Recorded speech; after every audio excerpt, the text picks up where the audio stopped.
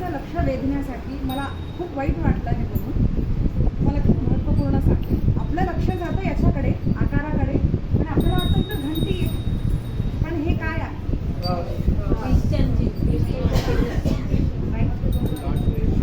तुम्ही तुमचं किती लक्ष असेल मला माहीत नाही, पण चादर से और पादर से दूर रहना सीखिए हे जे प्रचार करतोय आपण उगीचच करत नाही. आपण सनातन धर्मी कधीही दुसऱ्या धर्मावरती आक्रमण करणं किंवा कन्व्हर्जन्स करणं, दुसऱ्यांना धर्म भ्रष्ट करणं हे आपली पद्धत नाही. पण जेव्हा लोक आपल्या धर्माला भ्रष्ट करण्याचा प्रयत्न करतात तेव्हा माणसानं सावधान व्हायला हवं हे मी सांगते. इतक्या छान जागी जिथं इतकं छान सनातन धर्माचं कार्य होतंय तिथं ही घंटी पाहिली आणि म्हणलं कन्व्हर्जनचा प्रारंभ झाला. तुम्ही म्हणता की एवढ्यानं काय होत आहे? एवढ्यानं खूप बदल पडतो. तुम्ही पाहिलं नसेल, दक्षिण भारतामध्ये जर तुम्ही गेलात, खास करून केरळामध्ये जर पाहिलं, ख्रिश्चियन लोकांची पद्धत नाही. अगदी मला सांगायचं आहे, हे मीडियावरती सांगायचं आहे. मी मगाशी प्रवचन नाही रेकॉर्ड कर म्हणलं, पण मी म्हणलं हे रेकॉर्ड कर, कारण लोकांना माहिती असायला हवं.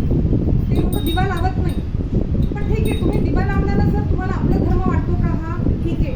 तिथं समयासुद्धा समयांवरती हे क्रॉस चिन्ह केलं जातं, कारण लोकांना काय वाटतं वेगळं काहीतरी आपल्या घरी असावं, मग असे क्रॉस चिन्ह असलेले लोक तिथं दिवे लावतात.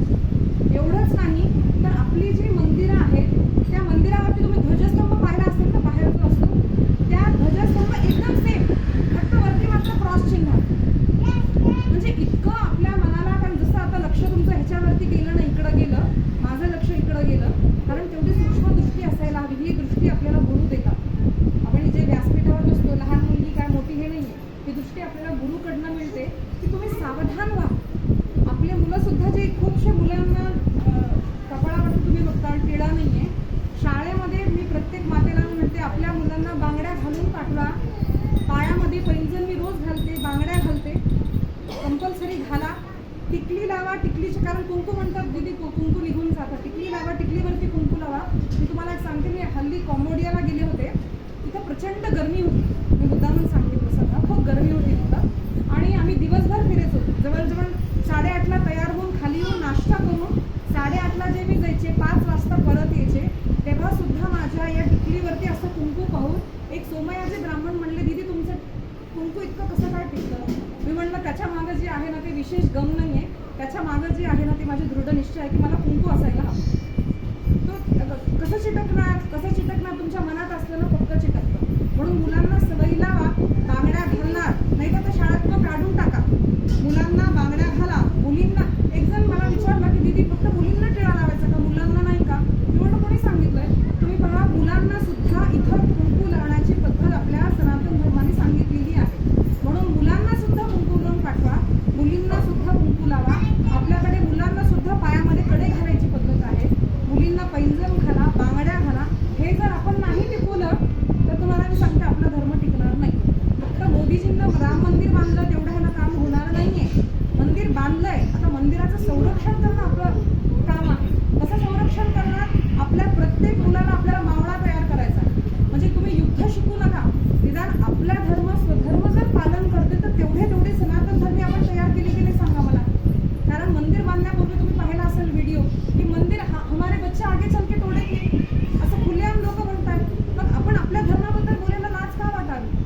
पहिलं माझ्याकडे आई येतात आणि म्हणतात दीदी आमच्या मुली कुंकू लावत नाही, तुम्ही सांगा. मी म्हणतो तुम्ही लावतात का? आई जर बांगड्या घालत असेल, आई जर पायात पैंजण घालत असेल, आई जर अंगावरती आपल्या सगळे वस्त्र परिधान असे भारतीय संस्कृतीची करत असतील तर मुलं नक्की करतील. प्रॉब्लेम काय माहिती का? आपल्याला छान वाटतं की आपली मुलं इंग्रजी शिकतायत, इंग्रजी बोलतायत, पॅन्ट शर्ट घालतात, टिळा लावत नाही, असे काय करतात की आपल्याला वाटतं wow she is looking like A heroine. तुम्ही जेव्हा त्याला ॲप्रिशिएट करणं सोडताल तर तेव्हा आपले मुलं खरे सनातनी होतात. म्हणून आपल्या घरी जे काही चिन्ह येतात ना, असं जे चैनाचे सुद्धा तुम्ही काही काही लावतात बघा, आर्थिक वृद्धी होते म्हणून ते लाफिंग बुद्धा वगैरे वगैरे काय, ती आपली पद्धत नाहीये. कुणाचा व्यतिरेक करायची गरज नाहीये, पण आपला सनातन धर्म टिकवण्यासाठी आपल्या सनातन धर्माच्या छोट्या छोट्या गोष्टी आपल्याला मूळ करायला हव्या. मग मोदी आता येतील नाही येतील 5 वर्षानंतर का, त्याच्यानंतर काय, कोण टिकवणार? एक मंत्रीवरती तुम्ही जबाबदार राहू नका. आपल्या प्रत्येकाचं कर्तव्य आहे की आपण प्रत्येक जण सनातन धर्माला टिकवण्याचं काम आपण केलं पाहिजे. अशा गोष्टींपासून सावधान व्हा. जय श्रीराम. जय श्रीराम जय श्रीराम जय श्रीराम